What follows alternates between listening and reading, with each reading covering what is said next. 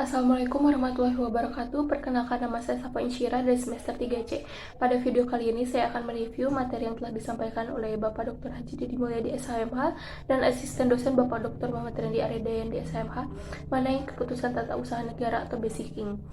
Ciri-ciri keputusan tata usaha negara atau keputusan administratif. Sifat norma hukum keputusan adalah individual konkret yang dijabarkan dalam 4 segi sifat norma hukum, meliputi yang pertama, norma hukum abstrak, norma hukum yang kedua, norma hukum individual konkret, yang ketiga, norma hukum konkret, yang keempat, norma individual abstrak.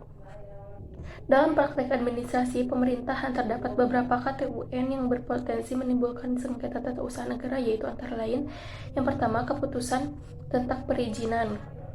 Secara yuridis, suatu izin adalah merupakan persetujuan yang diberikan pemerintah, badan atau pejabat TUN kepada seseorang, badan hukum perdata atau untuk melakukan aktivitas tertentu. Selanjutnya, keputusan tentang status hukum, hak dan kewajiban. Yang pertama, status hukum perorangan atau badan hukum, misalnya akta kelahiran, akta kematian, akta pendirian atau pembubaran badan hukum, KTP, ijazah, sertifikat. Yang kedua, hak kewajiban perorangan atau badan hukum terhadap suatu barang atau jasa, misalnya pemberian atau pencabutan hak atas tanah, hak untuk melakukan pekerjaan, dan sebagainya.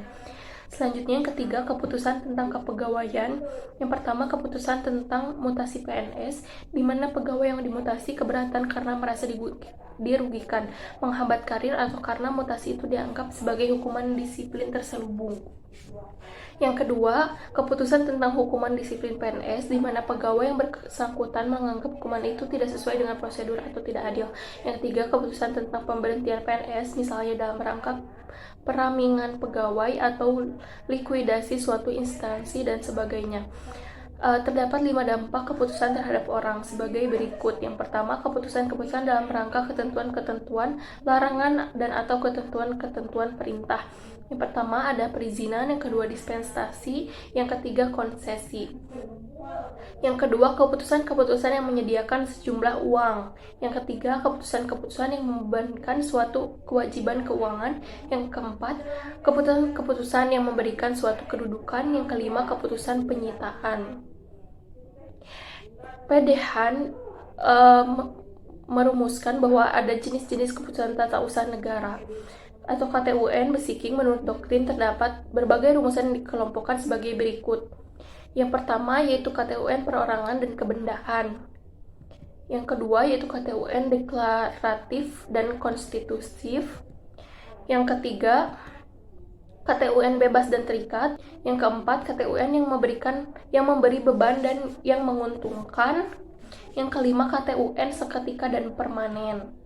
Sedangkan menurut Undang-Undang Nomor 5 Tahun 1986, Jungto Undang-Undang Nomor 9 Tahun 2004 tentang Peradilan Tata Usaha Negara meliputi yang pertama keputusan tata usaha negara positif, yang kedua keputusan tata usaha negara fiktif, yang ketiga keputusan tata usaha negara fiktif negatif. Kewenangan membuat keputusan hanya dapat diperoleh dengan 3 cara, yaitu yang pertama, atribusi adalah wewenang yang melekat pada suatu jabatan. Yang kedua, delegasi adalah dalam hal ada pemindahan atau pengalihan suatu kewenangan. Yang ketiga adalah mandat.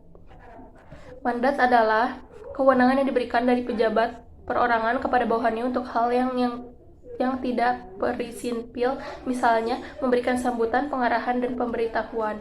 Fungsi dan aktivitas negara. UHREP, hukum administrasi negara ialah himpunan peraturan-peraturan tertentu yang menjadi sebab negara berfungsi. Dengan kata lain, HAN adalah merupakan sekumpulan peraturan yang memberi wewenang kepada administrasi negara untuk mengatur masyarakat. Administrasi negara mempunyai fungsi mengatur warga masyarakat dengan mendapat wewenang di hukum administrasi negara. Perbuatan hukum administrasi negara adalah perbuatan yang dilakukan oleh alat perlengkapan pemerintahan penguasaan tingkat tinggi dan rendahnya secara spontan dan mandiri untuk pemeliharaan kepentingan negara dan rakyat. Ada perbuatan hukum administrasi negara atau yang disebut rehandling, dan yang kedua ada perbuatan yang bukan perbuatan hukum, yaitu faith-led handling. Ada 2 macam tindakan hukum TUN sebagai berikut. Yang pertama, tindakan hukum TUN berdasarkan hukum perdata. Yang kedua, tindakan hukum TUN berdasarkan hukum publik. Dua jenis mengenai kekuatan hukum suatu ketetapan sah meliputi yang pertama ketetapan yang mengandung kekurangan yuridis, yang kedua ada ketetapan yang mengandung ketetapan yuridis. Ada dua macam kekuatan hukum, yang pertama kekuatan hukum formal dan yang kedua kekuatan hukum material. Macam-macam golongan keputusan tun diantaranya yang pertama ketetapan deklaratoir, yang kedua ketetapan konstitutif, ketetapan yang menguntungkan, ketetapan yang membebankan, ketetapan en malik, ketetapan permanen, ketetapan yang terikat, ketetapan bebas, ketetapan fotografis, dan ketetapan fotografis. Sekian yang dapat saya sampaikan. Mohon maaf apabila terdapat kesalahan dan kekurangan. Wassalamualaikum warahmatullahi wabarakatuh.